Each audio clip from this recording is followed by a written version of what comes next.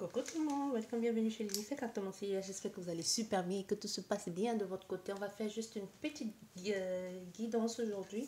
Vous avez le choix entre trois possibilités. Vous avez la possibilité numéro 1, 2, le coquillage et 3, la plume. Une, c'est le sel, en fait, c'est le sel. Nous allons regarder quel message je peux te transmettre aujourd'hui. Nous allons commencer avec vous qui avez fait le choix numéro 1. Quel message pour toi aujourd'hui? Bon, ici on te dit, on te demande de t'affirmer un peu plus. Hein, de t'affirmer un peu plus parce que déjà, d'où tu viens de très très loin. Apparemment, ça n'a pas été très glorieux, ça n'a pas été très réjouissant ce que tu as fait, les choix que tu as fait dans le passé. Toutes les actions que tu as mis en place, ça n'a pas été, les décisions t'ont un peu faussé dans le choix de plutôt ton bien-être. Au fait, c'est comme si tu avais privilégié le bien-être des autres avant le sien.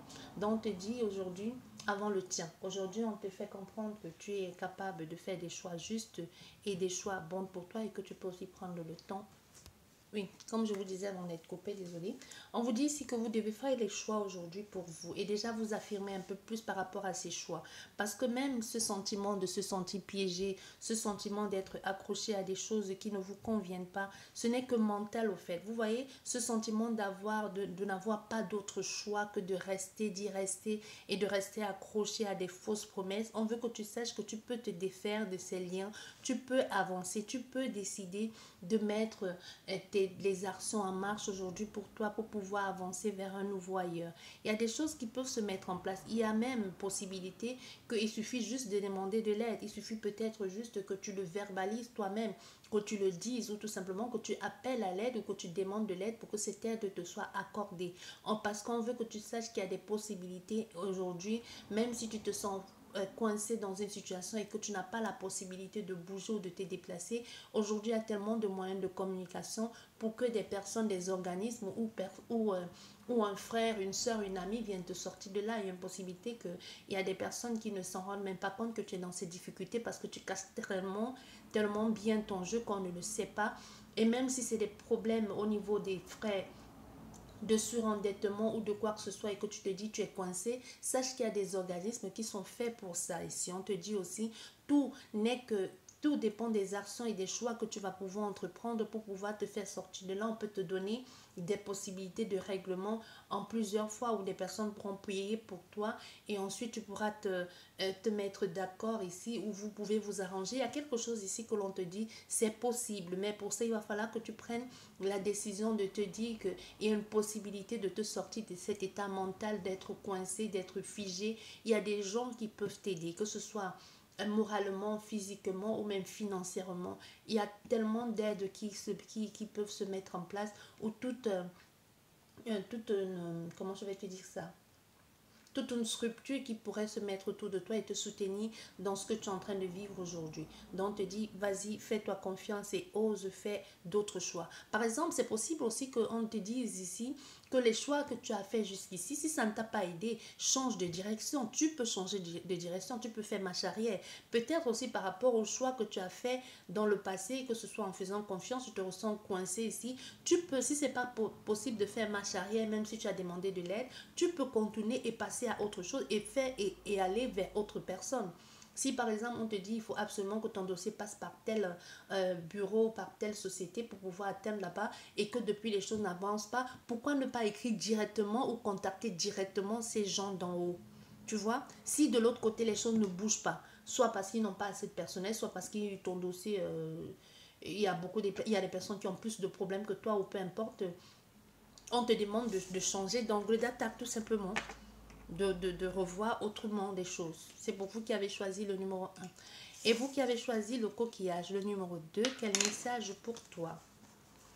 Quel message? Les soucis financiers. Hein? Ok, les soucis financiers, on reste accroché ici, on ne veut pas laisser, on est un peu radin, parce que pourquoi? Situation précaire, on se reste accroché, on est un peu marié à son argent ici, un peu beaucoup d'ailleurs.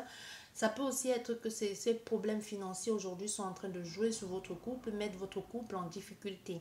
Pourquoi? Parce qu'il y a il y a l'un des deux partenaires qui ne veut pas qui n'a pas assez d'audace, encore moins assez de cran pour faire des choses comme il se doit, ou tout simplement qui préfère tout garder pour lui et qui ne communique pas, qui ne partage pas aussi. Ça peut nous parler aussi de cette histoire d'être solitaire dans une situation financière et précaire ici qui préoccupe, ou du moins on ne veut pas dire à l'autre personne qu'il y a des choses qui bloquent. Il y a quelque chose comme ça que l'on ne veut pas dire à l'autre personne, mais l'autre compagnon ou l'autre conjoint, il sait. Ça peut être aussi une sorte de contrat, d'accord ici, d'alliance ou de mariage avec quelqu'un qui était que pour l'argent, ou tout simplement un accord qui n'a pas marché, que tu t'es retrouvé investi dans une situation qui était un peu plus gros que ton, hein, plus gros que ton ventre ici.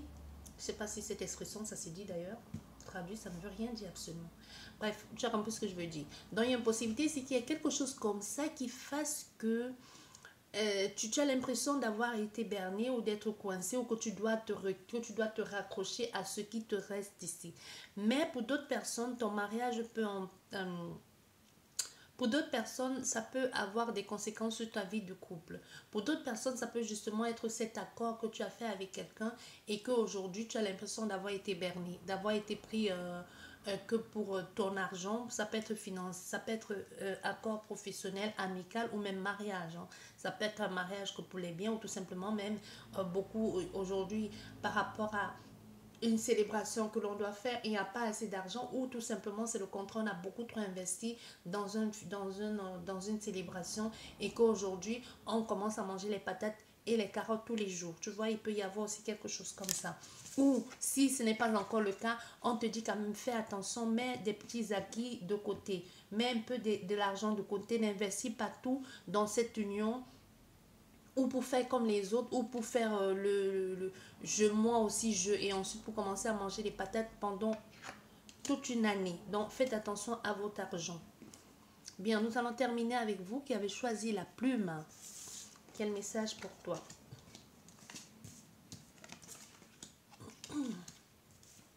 Quel message pour toi aujourd'hui? On nous parle d'héritage, on nous parle d'héritage ici, d'héritage, d'avoir été il y a encore cette situation ici.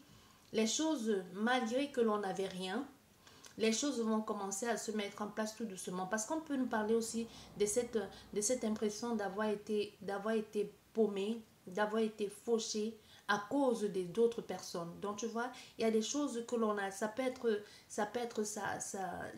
l'inaction de quelqu'un, ou le fait d'en avoir pas osé dire certaines choses, ou le fait d'avoir pensé ne pas être à la hauteur, ne pas faire partie d'un groupe, ou ne pas faire partie d'une famille, ou n'avoir pas son mot à dire dans une situation qui peut avoir entraîné derrière une situation de précarité, et que l'on se soit fait inverser parce que quoi? Parce que l'on se sentait, parce que déjà la position dans laquelle tu te mets, où tu t'es toujours mis, tu t'es toujours senti minable, ou que personne ne t'écoutera, ou que tu es la personne qui a eu le moins réussi dans la famille, ou que par rapport à ton ancienne vie de débauche, ou ce que tu as fait dans le passé, tu te trépies toujours sur toi-même et tu te dis ben, je ne peux rien dire, je n'ai rien à dire à personne parce que personne ne m'aime, personne ne me soutient, personne ne prend en considération ma souffrance ou ce que je pense, ou un peu il y a quelque chose ici même au niveau de tes pensées qui sont complètement précaires, qui sont inexistants, qui ne sont même pas pris en compte. Mais aujourd'hui, on te demande de t'affirmer, on te demande de dire ta vérité.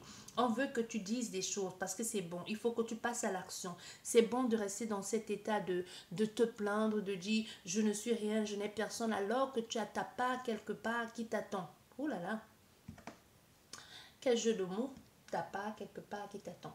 Bref, tu vois, il y a quelque chose comme ça dans cet ordre-là, que c'est quelque part ça t'attend. Il y a certes, même si tu te retrouves dans cet état de négligence, de précarité, il suffit juste que tu réclames ta part, que tu passes à l'action pour pouvoir toi aussi profiter pleinement de cet héritage laissé par tes parents, ou par tes ancêtres, ou par tes aïeux. Mais pour ça, il va falloir que tu te battes pour. On a quelqu'un ici qui peut être en train de vivre sous des ponts, façon de parler, qui peut être en train de vivre dans une situation tellement compliquée, alors que quelque part, il y a un monument qui porte le nom de sa famille. Ou alors que quelque part, il y a des immeubles quelque part là-bas qui portent le nom de sa famille. et qu'il suffit seulement d'aller là-bas, sortir ton acte de naissance et dire moi aussi je réclame ma part ou je fais partie de ces enfants. Que tu sois demi-frère, demi-soeur, peu importe, tu ne peux pas vivre dans cette situation de précarité et personne ne te vienne en aide alors qu'il y a quelque chose à côté. Mais c'est quand tu vas parler justement, si tu vas décider de mettre les choses en action, de prendre les démarches, de prendre les devants et de dire ta vérité, le succès automatiquement va se présenter à toi. Après recherche, après observation, analyse, on va finalement comprendre que tu fais partie de cette progéniture-là et on va te soutenir, on va t'aider, on va mettre tout en place ici pour te sortir de cette précarité ou pour te sortir de cet état ici de frustration, de peur, de colère et de n'avoir rien. On peut avoir ici à quelqu'un, il y a quelque chose qui fait que toi, tu as l'impression de n'avoir aucune valeur aux yeux de ces personnes-là. Pourquoi? Peut-être parce que tu ne te sens pas légitime de réclamer quelque chose d'un père peut-être que tu n'as pas connu